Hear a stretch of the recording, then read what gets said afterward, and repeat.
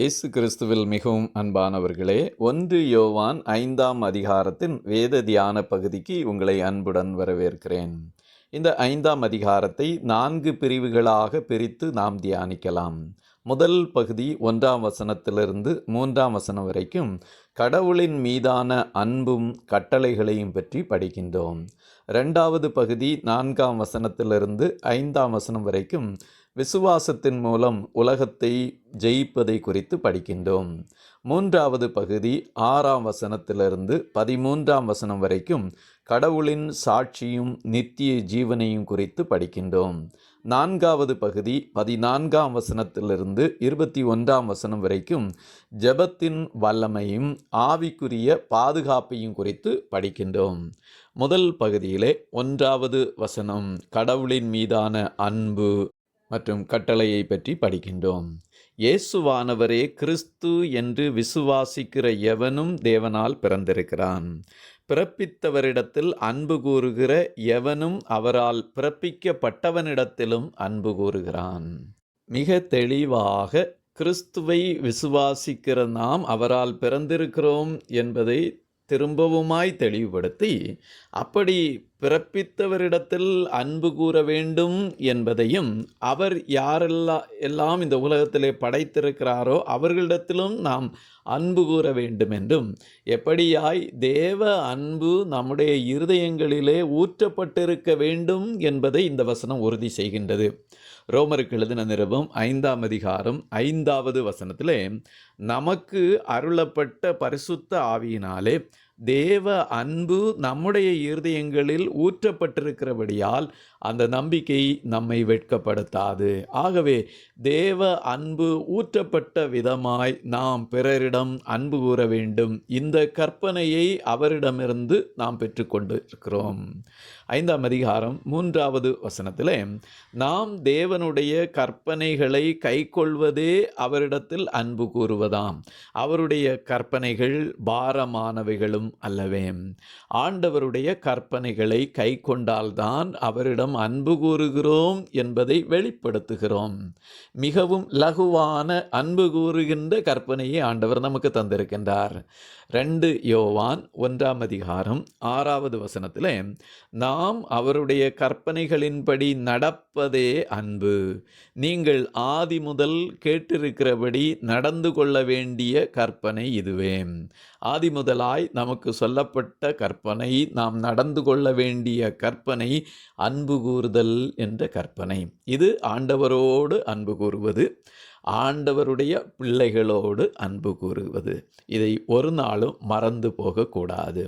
2வது பகுதியாய் விசுவாசித்தால் உலகத்தை நாம் வெற்றி கொள்ளலாம். 1 யோவான் 5ஆம் அதிகாரம் 4வது வசனத்திலே, தேவனால் பிறப்பதெல்லாம் உலகத்தை ஜெயிக்கும். நம்முடைய விசுவாசமே உலகத்தை ஜெயிக்கிற ஜெயம். ஏனென்றால் நாம் கர்த்தரை விசுவாசிப்பதினாலே, அவர் சர்வ வல்லவராய் இருக்கின்றபடியினாலும் நாம் ஜெயத்தை பெற்றுக்கொள்ளுகிறோம். 1 யோவான் 4ஆம் அதிகாரம் 4வது வசனத்திலே படித்தோம், நீங்கள் தேவனால் உண்டாயிருந்து அவர்களை ஜெயித்தீர்கள். ஏனெனில் உலகத்தில் இருக்கிறவனிலும் உங்களில் இருக்கிறவர் பெரியவர். நமக்குள்ளாயிருக்கிறவர் பெரியவரானபடியினாலே உலகத்தை ஜெயிக்கும் வல்லமையை ஆண்டவர் நமக்கு தந்திருக்கிறார். இதைத்தான் பிலிப்பியருக்கு எழுதின நிருபம் 4ஆம் அதிகாரம் 13வது வசனத்திலே பவுல் அப்போஸ்தலன் தெளிவாக உறுதிப்படுத்துகின்றார். என்னை பலப்படுத்துகிற கிறிஸ்துவினாலே எல்லாவற்றையும் செய்ய எனக்கு பலனுண்டு. என்னை பலப்படுத்துகிறவர் கிறிஸ்து. என்னுடைய பலத்தினால் அல்ல, கிறிஸ்துவின் பலத்தினால் இதை செய்ய எனக்கு பலனுண்டு என்பதை தெளிவுபடுத்துகின்றார். 1 யோவான் 5ஆம் அதிகாரம் 5வது வசனத்திலே, இயேசுவானவர் தேவனுடைய குமாரன் என்று விசுவாசிக்கிறவனே அன்றி உலகத்தை ஜெயிக்கிறவன் யார்? கிறிஸ்துவை விசுவாசிக்கும் போது நமக்கு திட நம்பிக்கை, பலன் ஆண்டவர் தருகிறார். யோவான் எழுதின சுவிசேஷத்தின் 16ஆம் அதிகாரம் 33வது வசனத்திலே, உலகத்தில் உங்களுக்கு உபத்திரவம் உண்டு, ஆனாலும் திடன் கொள்ளுங்கள், நான் உலகத்தை ஜெயித்தேன் என்றார். இயேசு கிறிஸ்து உலகத்தை ஜெயித்தவர். அவருக்குள்ளாய் நாம் திடன் கொண்டு அவரிடம் நம்பும்போது, விசுவாசிக்கும் போது நாம் உலகத்தை ஜெயிப்பதற்கான பலனை கர்த்தர் நமக்கு தருகிறார். ஆகவே அவருடைய பலத்தினாலே உலகத்தை நாம் ஜெயிக்க முடியும். மூன்றாவது பகுதியாக கடவுளின் சாட்சியையும் நித்திய ஜீவனையும் குறித்து நாம் படிக்கின்றோம். 1 யோவான் 5வது அதிகாரம் 7வது வசனத்திலே, பரலோகத்திலே சாட்சி இடுகிறவர்கள் மூவர், பிதா, வார்த்தை, பரிசுத்த ஆவி என்பவர்களே. இம்மூவரும் ஒன்றாயிருக்கின்றார்கள். திரித்துவ தெய்வமாகிய பிதா, குமாரன், பரிசுத்த ஆவியாகிய கடவுள் மூவரும் ஒன்றாயிருந்து சாட்சி எடுக்கின்றார்கள். திருத்துவ தெய்வம் ஒன்றாயிருக்கின்றார்கள் என்றால் எண்ணிக்கையில் ஒருவர் என்று பொருளில்லை. ஒரு மனதில், ஒற்றுமையில், நோக்கத்தில், பண்புகளில், செயலில் ஒன்றாயிருக்கின்றார்கள். எண்ணிக்கையில் ஒன்று என்று கருதினால் உலகிலுள்ள விசுவாசிகள் அனைவரும் எண்ணிக்கையில் ஒன்று என்று கருத வேண்டும். அப்படி அல்ல. அவர்கள் மூவரும், பிதாவும் வார்த்தையாகி இயேசு கிறிஸ்துவும் பரிசுத்த ஆவியானவரும் வேறாய் இருந்தாலும் அவர்கள் மற்ற குணாதிசயங்களிலே ஒன்றாய் இருக்கின்றார்கள். அதே போல நாமும் கிறிஸ்துவின் பிள்ளைகளாகி நாம் வேறாய் இருந்தாலும் ஒன்றாய் இருக்க அழைக்கப்பட்டிருக்கின்றோம். 5ஆம் அதிகாரம் 9வது வசனத்திலே, நாம் மனுஷருடைய சாட்சியை ஏற்றுக்கொண்டால் அதை பார்க்கலும் தேவனுடைய சாட்சி அதிகமாயிருக்கிறது. தேவன் தமது குமாரனை குறித்து கொடுத்த சாட்சி இதுவே. கர்த்தராகி ஆண்டவர் குமாரனாகி இயேசு கிறிஸ்துவை குறித்து பல முறை சாட்சி சொல்லியிருக்கின்றார். மறுரூபமலையிலே ஞானஸ்நானம் கொடுக்கும்போது, பரமேறும்போது, இவைகளெல்லாம் நமக்கு சாட்சிகளாக சொல்லப்பட்டிருக்கிறது.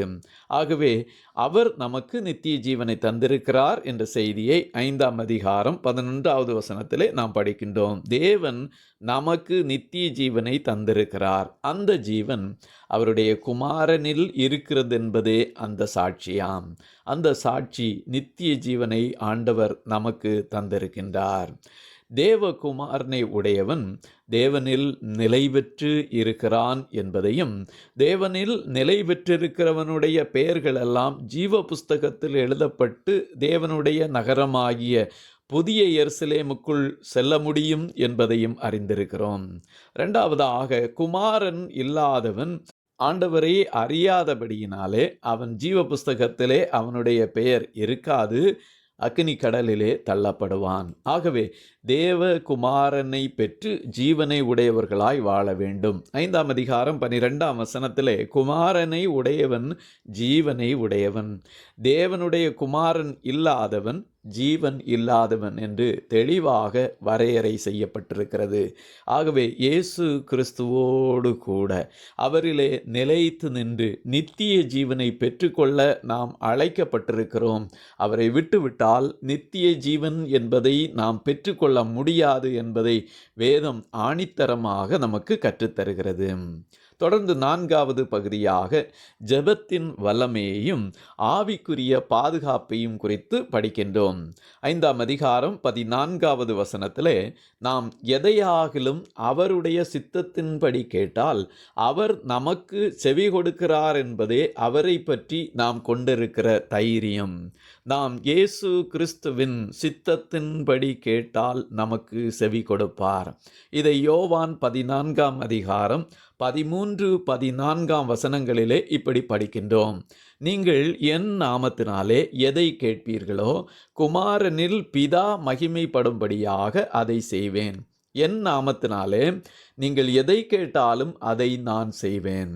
ஆண்டவருடைய நாமத்தினாலே கேட்கும்போது அது வல்லமை உள்ளது. ஏனென்றால் நாம் அவருக்குள்ளாய் நிலைத்து நின்று அவருடைய சித்தத்தின்படி கேட்கும்போது கர்த்தரவை இதை நிச்சயமாய் செய்வார்.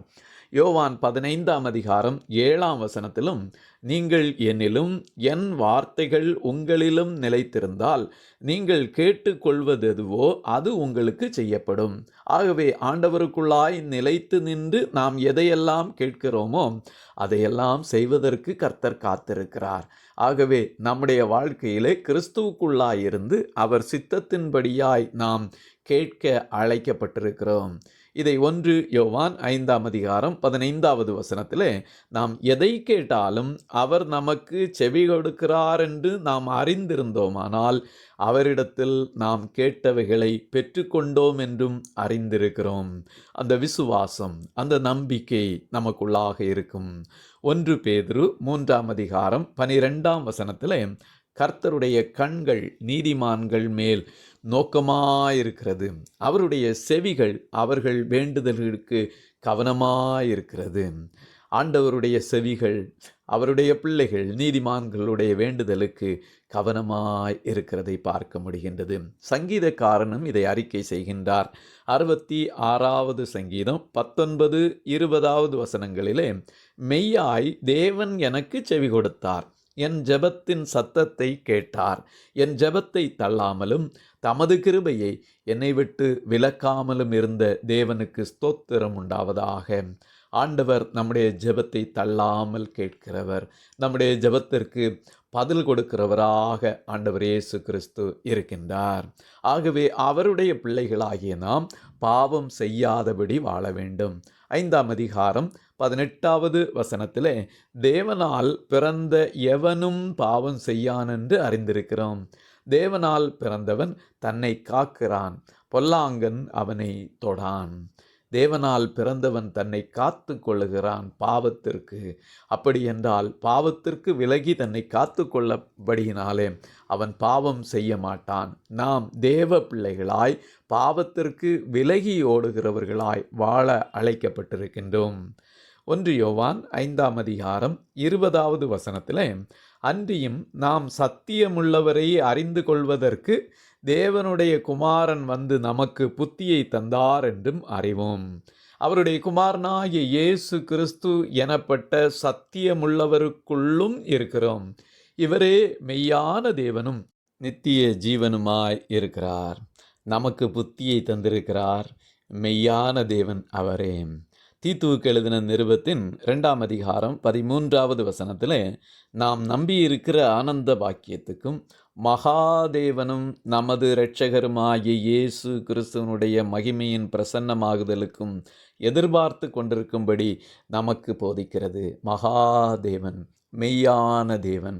ஆகவே மெய் தேவனாகிய இயேசு கிறிஸ்துவுக்குள்ளாய் நிலைத்து நின்று நாம் இந்த சத்தியத்தை அறிந்த நாம் இதை அறிந்திராத அநேகருக்கு அறிவிக்க கடனாளிகளாய் இருக்கிறோம் என்பதை மறந்து போக வேண்டாம். 1 யோவான் 5ஆம் அதிகாரம் 21வது வசனத்திலே, பிள்ளைகளே, நீங்கள் விக்கிரகங்களுக்கு விலகி உங்களை காத்து கொள்வீர்களாக என்று சொல்லி நிறைவு செய்கின்றார். ஆகவே இந்த உலகத்திலே விக்கிரகங்களான பொருளாசை, சிலை வழிபாடு, இவை அனைத்திற்கும் நாம் விலகி வாழ வேண்டும் என்பதிலே மிகவும் கவனமாக இருக்க வேண்டும். ஆகவே இந்த உலகத்திலே கர்த்தர் நமக்கு தந்த அன்பின் கட்டளைகளை கைக்கொண்டு விசுவாசத்தின் மூலம் உலகத்தை வென்று நித்திய ஜீவனை பெற்றுக்கொள்வதற்கு தகுதி உடையவர்களாய் சாட்சியுள்ள வாழ்க்கை வாழ்ந்து ஜெபத்தின் மூலமாக சகலவிதமான ஆவிக்குரிய பாதுகாப்புகளையும் பெற்று கர்த்தர் நமக்கு வைத்திருக்கின்ற சகல நல் ஆசீர்வாதங்களையும் பெற்று அனுபவிப்போம். பிறருக்கும் பகிர்ந்து கொள்வோம். கர்த்தர் உங்களை மென்மேலும் அளவில்லாமல் ஆசீர்வதிப்பாராக. ஆமீன், ஆமீன், ஆமீன்.